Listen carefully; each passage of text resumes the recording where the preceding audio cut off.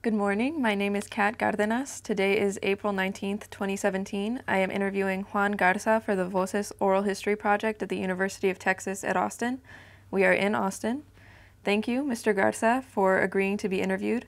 Please know that if there are any topics you don't wish to discuss, you will not have to discuss them. Also, if there is something you wish to discuss, we want to hear you. If at any point you wish to get a drink or use the facilities, please let us know. As we said earlier, your interview will be housed at the Nettie Lee Benson Library at the University of Texas at Austin campus. So let's begin. Good. So you grew up in Cotulla, Texas. Could you tell me a little bit about what that was like? Well, actually, I grew up, Cotulla was a home base. It is my hometown, but we were migrants. So we spent the winter months there. Then we went up to Ohio, Michigan, Illinois, Wisconsin, West Texas, New Mexico, Arizona even. So I grew up in many parts of the country, the Midwest and the Southwest. And what was that experience like working as a migrant farmer? For how long did you do that? It was fantastically happy. The image that I sometimes get from reading about migrant farm labor is not really a good one, but I don't recall any negatives. Maybe one, when all the other people would leave to go back to Cotulla, and we'd always stay behind to finish up. So there was a period of loneliness, homesickness when the others left. But other than that, the experiences were really good. We worked together as a family, so there was a lot of togetherness, a lot of learning to work with each other, support each other, that kind of thing. Of course, we got into each other's ways, and we had arguments and all the family stuff that happens. But for the most part, they are positive experiences. And did you all work with other families from Cotulla? Yes, my father owned a big truck, a 2.5-ton truck. So we would load up the family in the back of the truck, mom and dad, and me as a young kid would ride up front. The rest of the family would ride in the back. And others that worked with us would follow us in a caravan up to, starting with Ohio. We worked the beet fields there. Then we would go to Michigan to pick cherries. And sometimes we go to Illinois and Wisconsin to work the fields there. They grew tomatoes and onions and corn, potatoes, that kind of thing. When we would help with both the planting, then the cultivating, and then the harvesting of the crops. And then we'd, once that was over, towards the end of the summer, we'd head to West Texas to pick cotton. We'd stay there from September through the middle part of December. We'd wind up in Cotulla, our hometown, before Christmas. It was a great homecoming. Yeah. So what ages did you do that from? I was my earliest memory is working in the field. In fact, that recollection defined my life. I didn't know it had happened until I was in my 30s, but if you don't mind my going into it, I will. So I was probably 5 or 6. It's the first really inkling I have of being aware of anything. We were in the beet fields of Ohio. My dad and the rest of my brothers were topping beets. That's where you take the greens and chop them off from the sugar beet. I decided to go ahead of my dad and line up the beets so that the greens were to the left and the beet head was to the right, so my dad could take his machete and just chop it off, make it easy. So when my dad saw me doing that, he said, "Mijo, you are a really, really good worker." And when I heard him say that, I giggled, I hugged myself, I spun around. I was experiencing what must have been pure joy. Then, of course, I went back to playing because I was a little kid.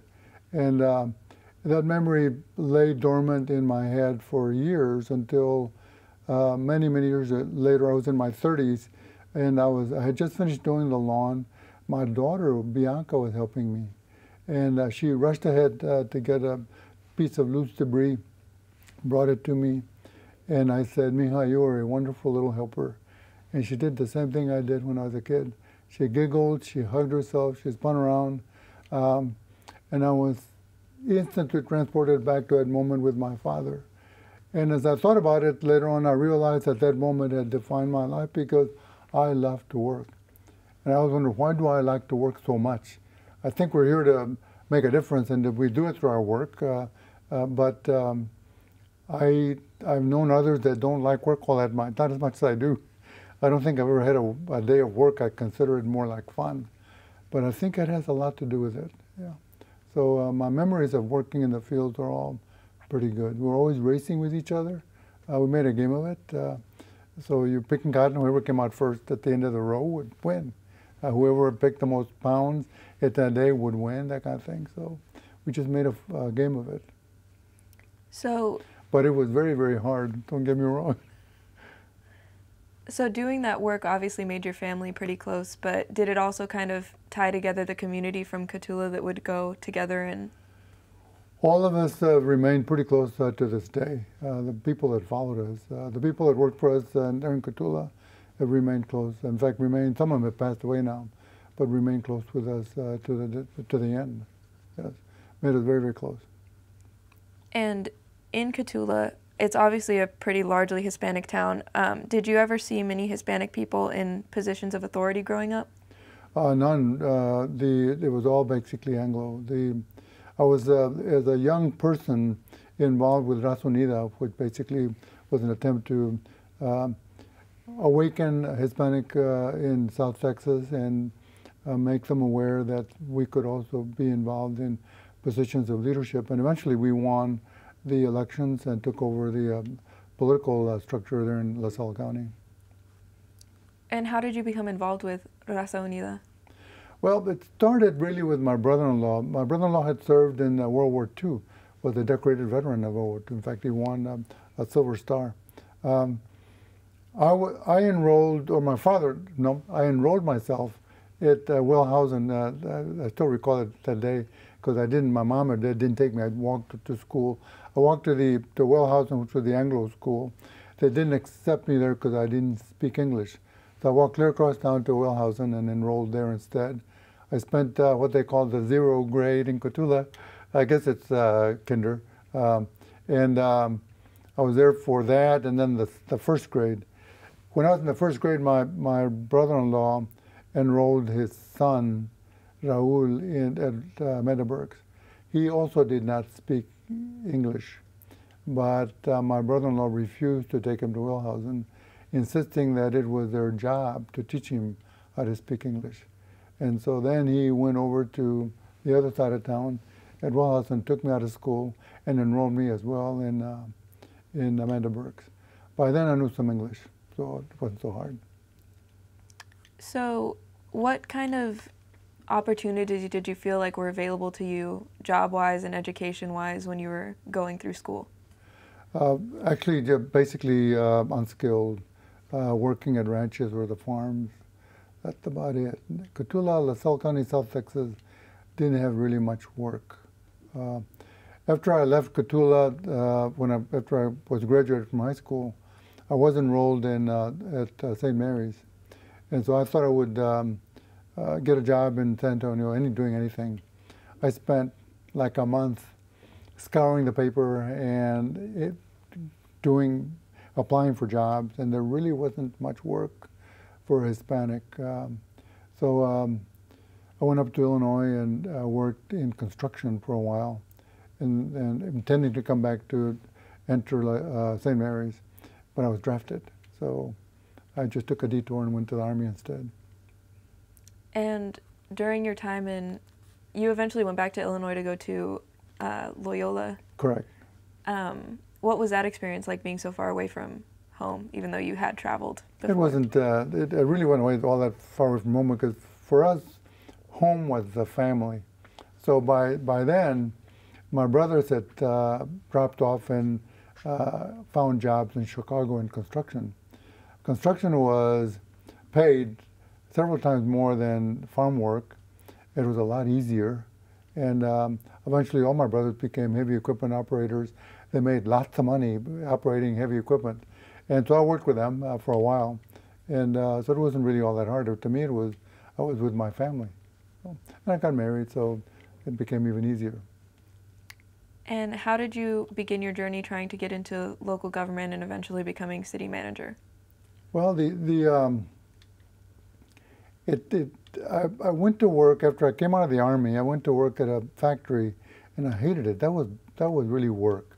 We were inside with clanging equipment. I was used to being outside in the environment. On Good Friday 1968, I was having my car service in downtown Evanston, Illinois. There was an opening for an engineering aide for the city of Evanston. It had been hanging up there for 6 months, I noticed. So I walked over to the city offices, and the personnel director came out and greeted me, and called down the city engineer who happened to be in. He came down and interviewed me, asked me two questions really. One was, do you know how to bisect an angle? I said, yeah, I can do that. Then secondly, he says, can you connect a radius to two intersecting lines, or basically a curve? So I can do that if you can give me a protractor. So he said, well, here you are, show me. So I did, and he hired me on the spot. And they liked me. They appreciated my work. And so they structured my work hours so that I could go to school. I enrolled at National College of Education, and I took two courses there, a math course and an English course, just to see if I could still handle it. And it was pretty easy.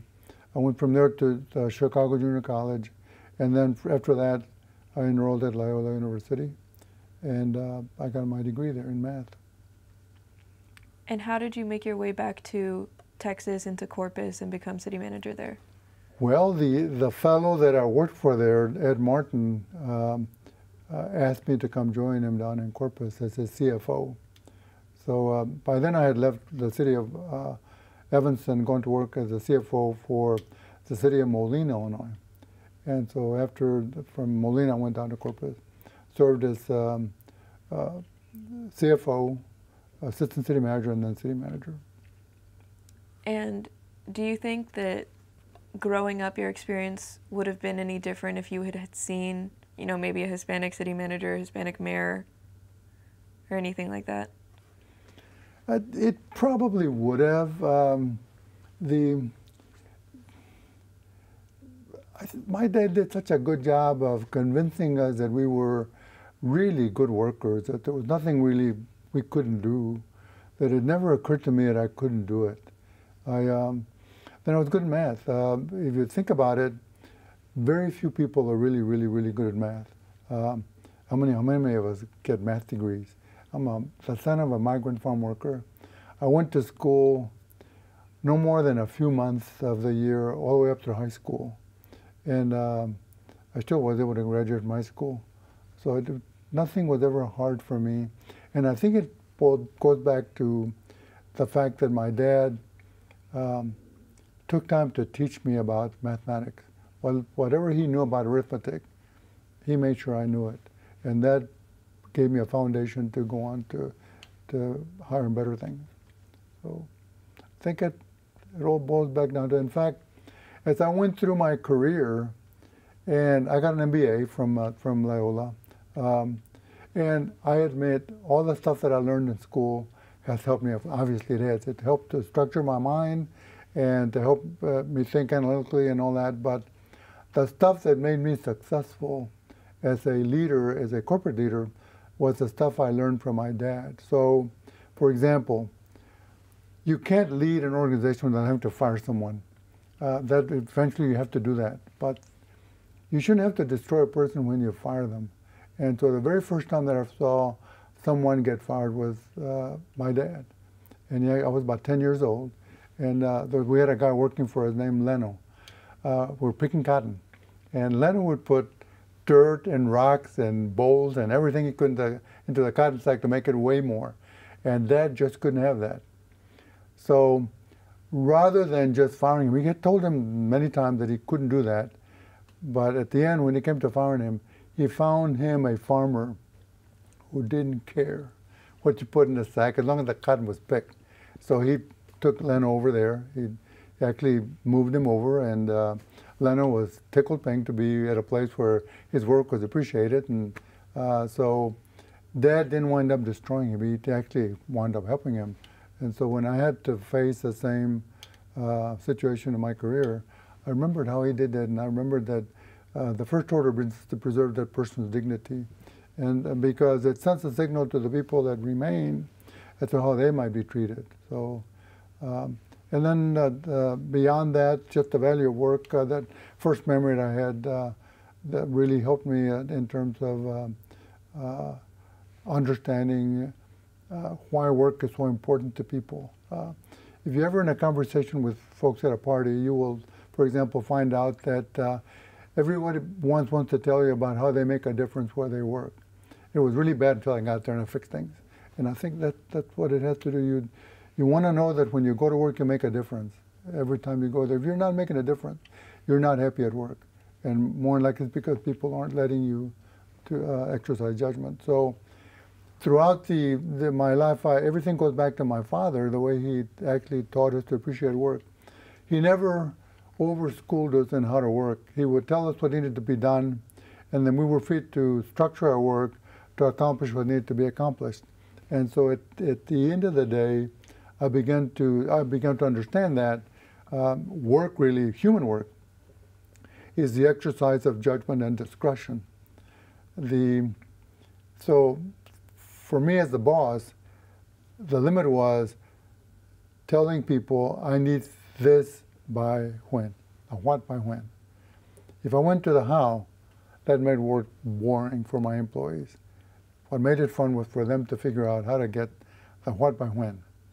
And their responsibility to me then was to tell me what they needed to accomplish the what by when.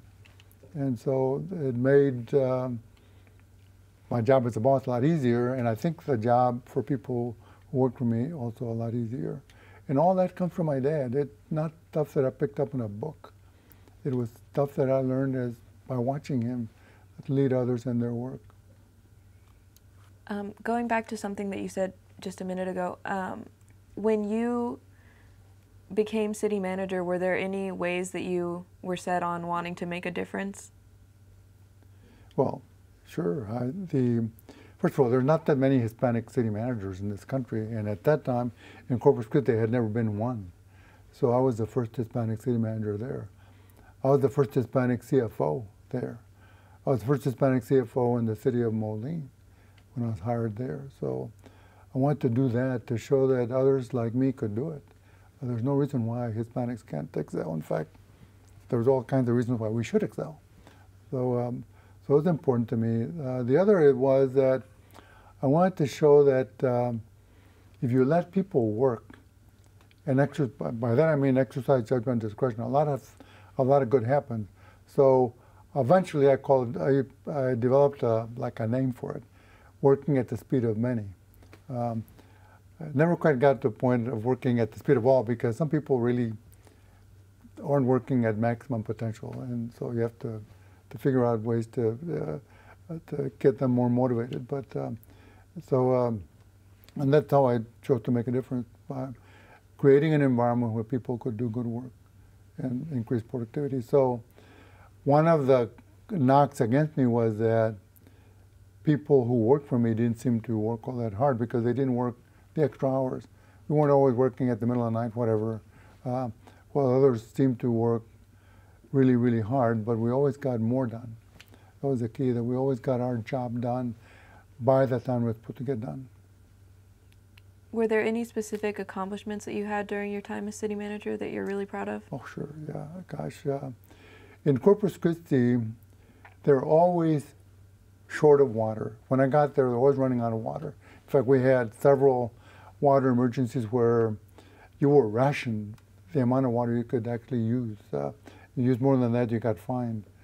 So while I was there, we acquired most of the water rights for the water in Lake Texana for the city of Corpus Christi. And then I basically almost stole some water from Austin, from the Colorado River Authority. The Garwood Irrigation District owned all of the water rights that weren't owned by the River Authority at the time. And Mr. Lera offered to sell them to the city of Corpus Christi. So we bought about 15,000 acre feet for the city. So the work that my team did while I was there guaranteed Corpus Christi's water future for about 50 years. And so that was a huge accomplishment for that city that that I take a lot of pride in. Going back to Moline, we converted the city from basically a manual hand-keeping, bookkeeping system to a fully digitized system in about a year. It took the city of Bettendorf across the river from us, same size, same everything, starting on the same date, about 5 years to accomplish that, and we did it in 1 year. My staff was comprised of about 18 employees. The city of Rock Island next door had about 48 employees for the same size city, the same basically level of assignment. My staff is, all the people that I led everywhere have done a tremendous amount of work with a lot less, and I take a lot of pride in that. You've mentioned that your dad was a big influence in how you did your work. Did you have any other big mentors in your life? See, when I was in the 5th grade, Mrs. Fredna Dobie took a lot of interest in me and followed my school career, and in fact got me enrolled at St. Mary's. She allowed me to take my books with me when we left to follow the crops. So she was a really big influence in my life. Beyond that, the folks in the city of Evanston, Illinois, who allowed me to basically work whenever I want to work, I was basically on my honor to put in 40 hours of work a week. I worked 7 days a week whenever I could put it in, and they paid me for 40 hours. So basically I went full-time while I went to school full-time, but it was the flexibility that they gave me to accomplish that, that did that. Dick Gaddy, who was the city engineer, Ed Martin, the city manager, Joseph Yee, who succeeded Dick as city engineer, all supported me in that. They were great people. Sandy Gross, the city clerk there in Evanston, was great. She was a school teacher by education, would help me with my papers. I appreciated her support and followed my career. To this day, she's followed my career. You mentioned earlier that you were the first Hispanic in several of the positions that you held. Did you ever feel at any time that your authority was being questioned or anything like that? I never did. I think part of that has to do with just how well you do your job. So, I mean, I always met my deadlines. I am, if anything, compulsive about getting work done on time. So I never allowed any request to come across my desk that I didn't get done right away from anybody I worked for. I didn't want anything hanging over my head to bother me. So the minute I got it, I did it and got it behind me and it was done. So you would never find anybody I worked for that would complain about things not getting done. So maybe that was it. We always just did our work, I think, very thoroughly. So there was never any really need to question the completeness, the thoroughness with which we did our work. So I never felt threatened that way at all. Did you ever feel any pressure because you were one of the first Hispanics? Yes, I had to succeed. So because I understood that I was blazing some kind of a trail for others. The prejudice, racial prejudice, is insidious because even those who profess to not be biased really are. Even we are. All of us are biased in some form or fashion. And so it's easy to say that you can't find qualified people.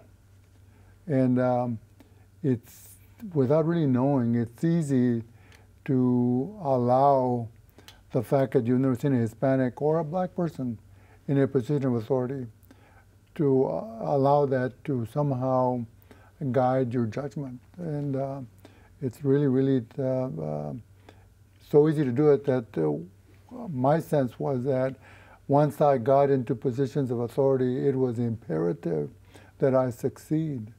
And so I worked really, really hard to do that. I got to work before anybody else got there in the morning because I'm a morning person. Not too good in the evenings, but in the mornings I was pretty good. So I was always ahead of the game, and I did it for that reason. I understood that I had to be ahead of the game to succeed.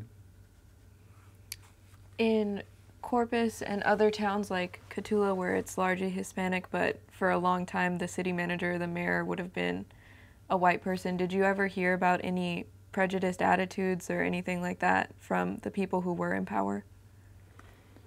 Well, sure. When I got to Corpus, when I was appointed the city manager of Corpus, well, let's go back to when I got there.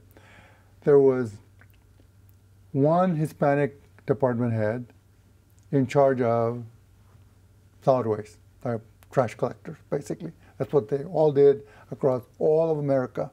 They were either Hispanic or black that led the solid waste department. There was one ACM, Ernest Briones, at the very top, under the city manager, but that was it.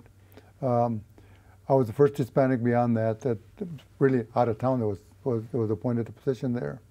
When I was appointed city manager, there were still maybe a couple more Hispanics, but that was it. So I made it a point to go and appoint qualified Hispanics to take over position, and I kept track of all my appointees. So after a while, there were some people in authority that came to see me because they thought I was appointing too many Hispanics. But I appointed not just Hispanics, I appointed Hispanics, blacks, and women. I appointed the first female to head up the airport. I appointed an engineer to head up the gas utility. I appointed, who was a woman. Another engineer that headed up the stormwater utility, that's a woman. And then I appointed a bunch of Hispanics. And I kept records. I kept them, in fact, on my desk. And so whenever somebody came to attack me, I had my facts with me. I was attacked one time by, in fact, I was visited by the American GI Forum and LULAC because the director of human relations had left, and I appointed a black person to that position, and a Hispanic had wanted that position. And so they came to visit me, and I showed them my chart. And Gilbert Hasso, who was the head of the American GI Forum at the time, took the complaint, crumpled it up, and threw it in the trash can and walked out. I said, Juan, I'm sorry to have troubled you. Because he knew that I was hiring a diverse staff. And the way I did it was to not allow people in HR to bring me the best qualified. I wanted qualified. I would decide who was best suited to work for me as long as they were qualified. They met the qualifications. I didn't want somebody else to tell me who was best qualified. That's how I did it. Why was it so important to you to have that diverse staff? Because the community was diverse. We had African Americans, we had Hispanics, we had Anglos, and we had men and women. So it ought to reflect that. What kind of challenges did you face as city manager?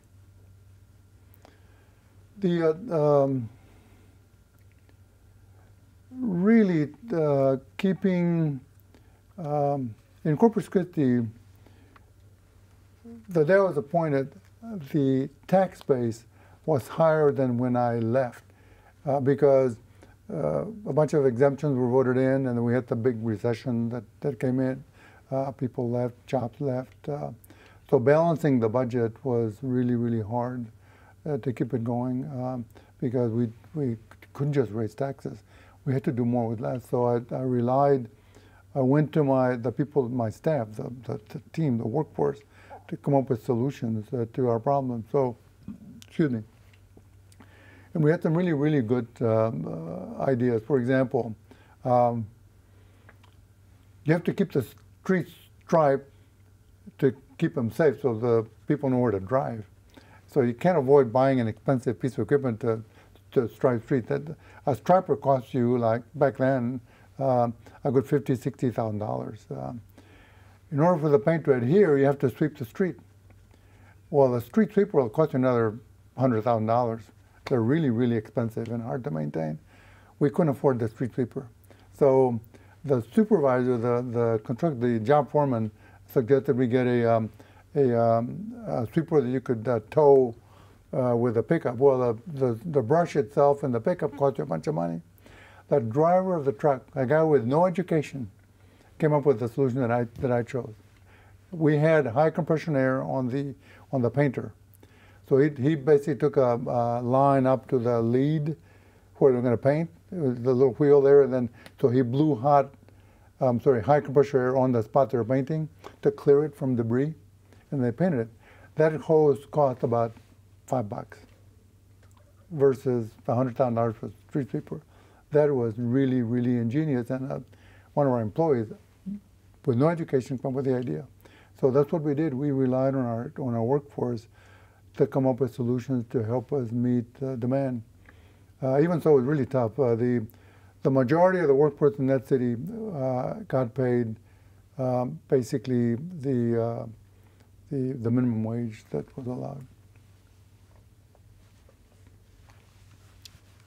So when did you leave Corpus as city manager, and why? I left because I was tired. I left back in 1996. I spent 4 years basically consulting. Even though I did some work, during that 4-year time I ran for 6 months Driscoll Children's Hospital as the interim chief executive. But I was just tired. I was tired of the work. Working for the public, you can't ever make a mistake. You're always on call, 24/7. The minute you make a mistake, everybody knows, and they call you on the carpet. It just, after a while, it just wears you down. So I wanted to take a break from it, and I did. And where did you decide to go next after that? Actually, I was asked to apply for the job of city manager in Tucson, Arizona. And I was interviewing in Tucson for that job. And they called Jesus Garza, who was the city manager here in Austin. Jesus had been my deputy city manager in Corpus Christi. And I had not wanted to list him as a reference, and I did not. However, they put 2 and 2 together and called him. And so when they called him, he gave me a good reference, obviously, but he also called me on my cell phone. And he said, "What in the world are you doing in Tucson? They don't even have trees there." And he knows I love trees. He said, "We have tons of trees in Austin. Come to Austin." And he offered me a job on the spot, and I took it. And I came to Austin as the result. When you were leaving Corpus, did you try and do anything to make sure that that diverse staff that you had created kind of stayed, or did you not have any control over that? You can't control it. That basically is controlled by whoever they hire as a chief executive, and to the extent that they can, whatever pressure the city council can exert on the chief executive. They can't tell him or her who to hire or fire, but they can insist on a diverse staff. I think Corpus Christi has remained diverse since I left. On the contrary, the city of Austin has not remained diverse. There's one ACM left, that's Bert Lumbreras. At Austin Energy, which I led for 6 years, there were no Hispanic engineers left. In fact, I can't think of a single Hispanic left there. The only African American of note I think that is left is Kerry Overton. So it is not a very diverse department. They need to do something to fix that. What other challenges do you think Hispanics are facing throughout the state in terms of representation? It's just the idea that you have to prove yourself as even more capable. I think it remains that it's less than it used to be, but it's still difficult. So, for example, not the current general manager of Austin Energy, but the previous one, when he was asked publicly, "Why aren't you hiring more Hispanic engineers?" He said, "It's tough to find qualified people." It's not. At some point, they were importing engineers from the Far East.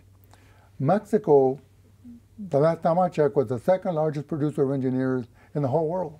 They could have found Hispanic engineers. And you went down to the valley at what used to be known as Pan Am. They were graduating engineers as well. I recruited them when I was there. So it's not. You just have to look. It's always easy to say you can't find qualified people, or because you're always looking for the best qualified, and so you always find someone who's more qualified. To me, the way to hire people is to get qualified people to begin with.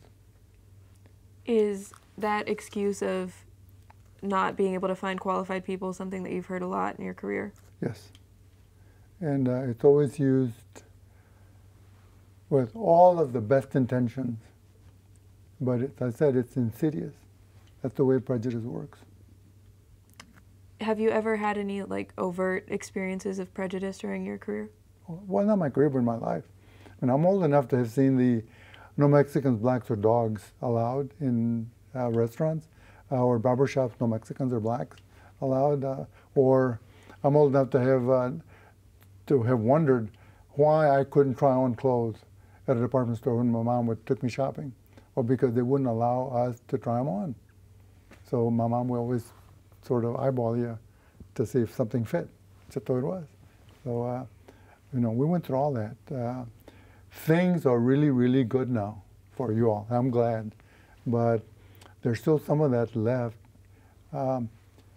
Even though I still have my concerns, this country still offers, in my opinion, the best chance of any other country for the different parts of the world to get along, because I think we are showing we can get along. You know, the Chinese don't like the Japanese and vice versa, and the Koreans don't like the Chinese and vice versa, and they hate each other. But here they get along. So, you know, this is, I think, the last great hope of humanity. Do you think kind of what you were just saying about the Chinese and Japanese communities getting along in America, do you think that same thing is true of Hispanic communities in America, that they all are able to band together? I think yes, but there's still prejudice, and unfortunately, it goes along the lines of color versus white. Even among Hispanics, you'll find prejudices from white Hispanics against darker Hispanics. It's just the way. It's just very, very sad that works that way, but that's just the way human beings seem to be. I can't explain it because there is absolutely no need for it, but there you have it. Nevertheless, in cities, we're forced to get along with each other. And the more we work together, the more we understand, well, there really is no difference. So I think it can help us. Backtracking a bit to something that you said at the very beginning, what was your experience like when you were drafted? I just went because I was asked. There was no questioning it. I had a sense of duty. I felt like I needed to serve my country. So no reservations. The going into the Army was actually pretty easy. I mean, I was used to getting up at 2:30 in the morning with my dad. They got up at 4:30, so I got an extra hour of sleep. So that was easy. They fed you. All the food was free, as much as you could eat. I was pretty skinny at the time. I weighed 149 pounds. So the sergeant would pinch you on the side and have you go eat some more. So, and then the basic training itself was not hard. You know, there was never any running. It was marching, but you know, anybody can walk. I never did like to fire a weapon. To this day, I don't like to fire weapons. It makes my eyes water. So, but I did it. I never thought of it as a big challenge. I was curious about going to Vietnam. I wondered, okay, what's going to happen there? Because I'd always had a premonition that I would die before I was 50. And so well, this is it. I'm going to get killed over there. And never happened. I saw a couple of times where I might have been in danger, but I really wasn't. So there's a myth about the dangers that you face in war. Back then, probably to this day, it takes 9 support soldiers to support one fighting soldier. It's all support. So really, a handful of us actually wound up in real danger. Where were you stationed during your time in the Army? Cam Ranh Bay in Vietnam, South Vietnam. And what was your experience like serving as a Hispanic? Were you serving alongside other Hispanic people? Yeah, believe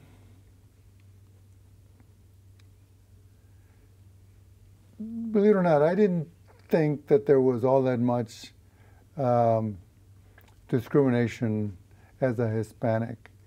I don't think when, I guess at that level, people don't care as long as they can count on you. So, I didn't see that at all. Even though I wasn't in the Army to advance, I wasn't there. I was there to serve in 2 years and then get out. I had a really, really great experience that tied back again to my father. So I was in my hooch one morning. I'd worked that night, and I was drinking a beer and playing my guitar and singing some Mexican drinking songs. And the sergeant walked by, Sergeant Delgado, Ramiro Delgado, stopped and said, "Hey, where'd you learn that?" And I said, "Well, back home." I said, "Well, where's home?" So I told him. He said, "Do you happen to know a guy named Cano Garza there?" He said, "That's my dad. There's only one." He said, "Well, I know your dad." He said, "Really?" He said, "Yes. He owes me, I owe him $50. I said, "Well, I'm not surprised because Dad used to lend money to whoever, right?" My mom was always upset about that, but he was like the social service agency of Cotulla. And it turns out that they had been in Lubbock, near Lubbock, Texas, picking cotton, and Sergeant Delgado's mother passed away in Ensenada, Texas. So my dad gave him $50 and a bus ticket to get down to his mother's funeral. And Sergeant Delgado then joined the Army and made it a career. But he never paid my dad back. So I was a PFC at the time. 2 weeks later, I was a Spec 4. He just walked in and said, "Here, put these on." And I said, "Sarge, I can't do that unless I have the papers." "Well, here are the papers." So I put them on. I was promoted. And exactly 2 months later, it was the required time and grade to be promoted again. He gave me papers for Spec 5. And then he said, "I noticed in your file that your mom and dad are your dependents. So with this, you get quarters allowance for your dependents. Tell your dad that I have paid him back in full." He said, "Dad never expected to pay him back." I said, "Well, just tell him I paid him back." And that's how I made Spec 5 from that good deed that my dad had done many, many years before. Came back to his son in Vietnam. Now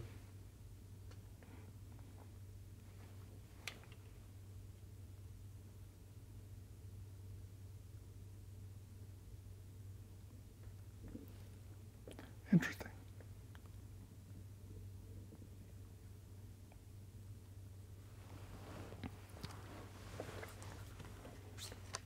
Do you want to take a minute?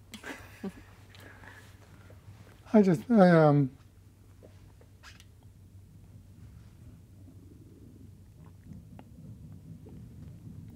got to get through this. Okay, so I never faced danger in Vietnam because of Sergeant Delgado.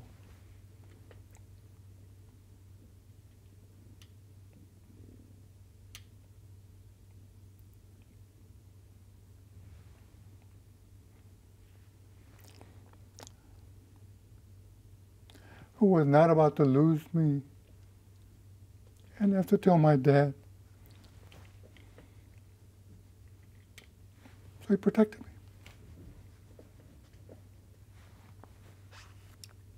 Do you feel like a lot of the positive experiences that you've had in your life you owe to your dad? A lot, yes. I'd go back to, he basically defined my life.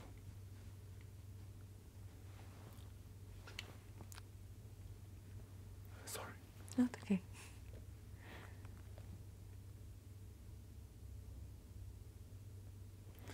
You become a sentimental old man in your later years.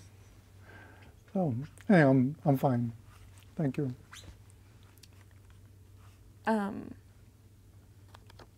So during your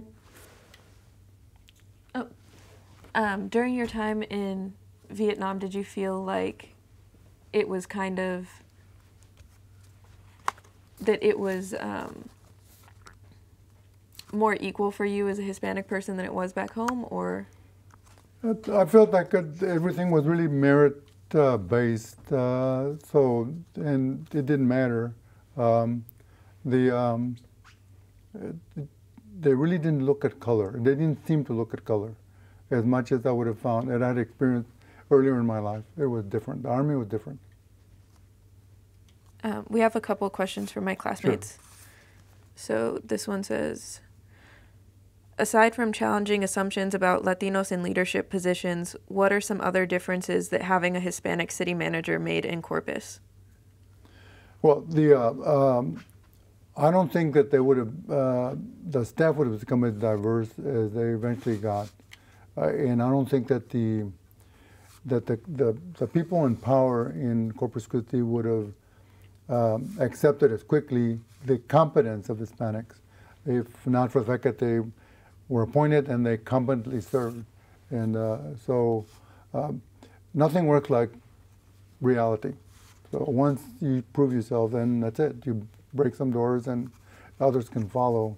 And the controlling community is more apt to accept you because you've proven yourself as a Hispanic. And I think that's really the value of that. Were there any specific issues that you paid attention to that others hadn't because you were Hispanic? I think I took great pains to deal with the black community, the African American community in Corpus Christi, that I think had been ignored up until the time that I was there. The ironic that the one position of authority was referred to them was the Director of Human Relations, which I actually wound up appointing it an African American as well. But beyond that, I appointed African Americans to other positions of authority as well. And beyond that, I reached out to the African American community to let them know that I was there to be of service to them. I had a great experience I appointed Henry Garrett Chief of Police, and I asked Henry to go with me and just walk in the African American community, not drive through, but walk through. And we took a walk, and by the time we finished the walk, there were about 50 people following us. And they're pointing out everything that they had with great pride. They had a great community. But the one thing that the city had given them that was just so unthoughtful, almost uncaring. They built a park for them with park benches where they could go enjoy a picnic and all that, right next to a wastewater treatment facility. What kind of sense did that make? And how could they not see that it was more of an insult that they had perpetrated on them rather than a service? So, but it took me going there and them telling me what had happened. They kept the park really well kept, but it was still next to the treatment facility. So I made it a point to shut that thing down. I never succeeded because I left, but it is shut down now. What does it mean for you to look back on your experience working in the fields as a migrant farmer and compare it to the work that you do now? Well, I think working as a migrant taught me, as I said, to love work. At the end of the day, I have learned that all work is honorable. I don't care what you do, whether you're out there in the field working, picking cotton or whatever you're doing. Nowadays, I guess the only thing left to pick are tomatoes and grapes, any of the perishables. But if you're flipping burgers, whatever it is that another human being places value on, there's honor in that. To me, that there is no difference. It doesn't matter the level of responsibility that you have ever achieved. It all goes back to my beginnings as a migrant, that I value that work. What do you think the problem is with Austin City not having a diverse enough team? I think that to some degree there's a misunderstanding about the authority of the council versus the city manager. The previous city manager, where all the Hispanics basically left, insisted that the council could not tell him who to hire or even who to fire, and that is exactly correct. But that doesn't say that they can't tell him that his staff has to be diverse. And they could have held him accountable for greater diversity and more inclusion of Hispanics, and they didn't. That's their failure, not the city manager's failure. It's their failure for not insisting. Your fifth grade teacher that you mentioned earlier, do you still keep in touch with her or anything like that? Who's this? The fifth grade teacher who you mentioned earlier. She passed away. I went to a funeral. She followed me all the way to the end. She always stayed in touch with me. She was just a wonderful influence on me, Fredna Dobie, and she took me to take my college boards, the ACT. She got me enrolled in St. Mary's. She allowed me to take all the textbooks with me whenever we left town to follow the crops. She was just a wonderful person. She was Anglo. What would you say is the biggest challenge that you've had to overcome in your life?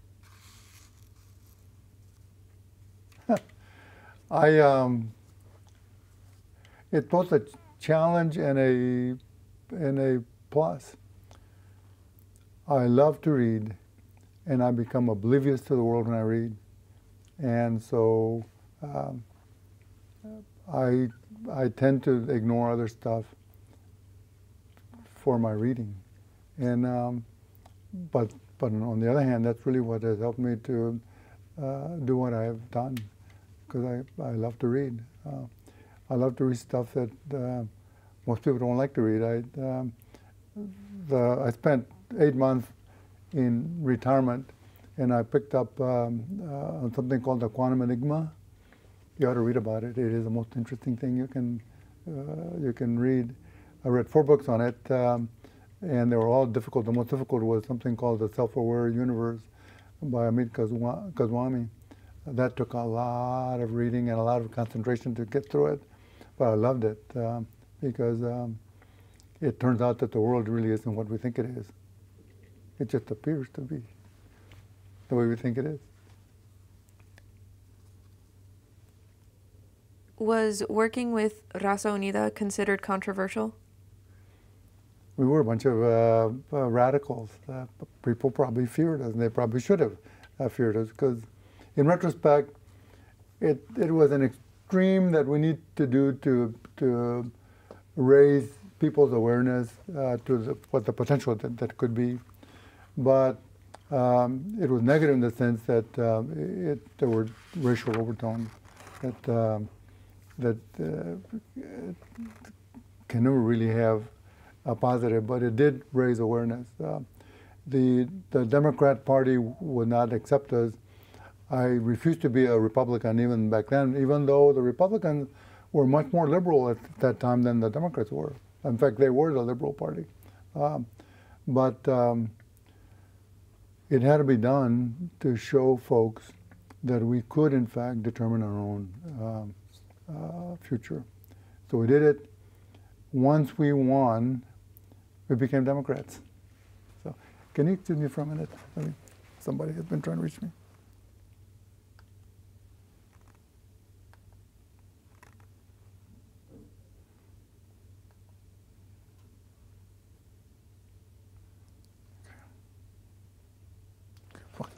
I'm fine.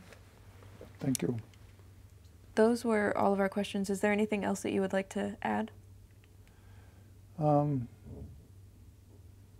Maybe I'd, if you will indulge me, because of my readings, I've got interested in robotics.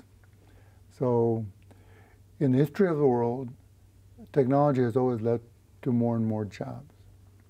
Even though, for example, one earth mover took the job of hundreds of workers, it took a bunch of workers to manufacture that earth mover. But robots are different. Robots take jobs away from human beings.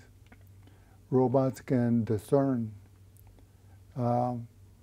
whereas a dumb machine cannot. A robot can actually see.